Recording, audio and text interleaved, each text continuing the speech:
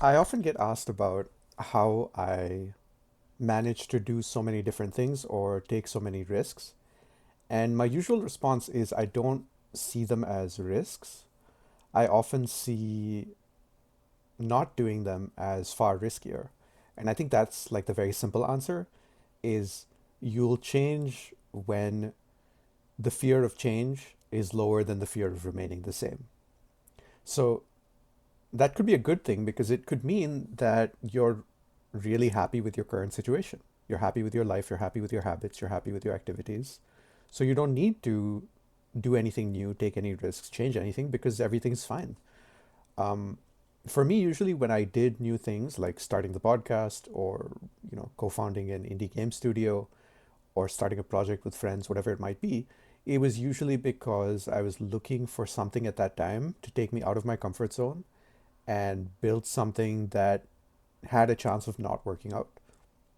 And I think it's this chance of not working out that makes things particularly interesting because it's only the things that may go poorly that also have a chance of going really well, generally speaking.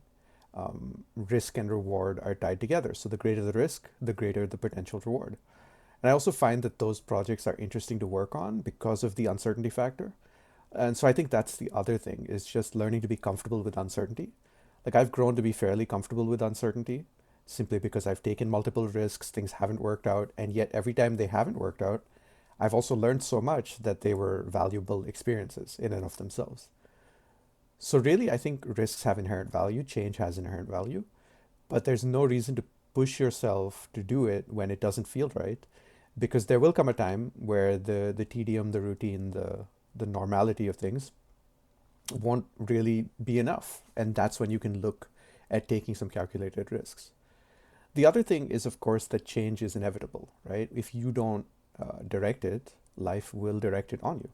So being proactive about introducing small amounts of change in your life can really prepare you and buffer you against the large amounts of change that are inevitable in life.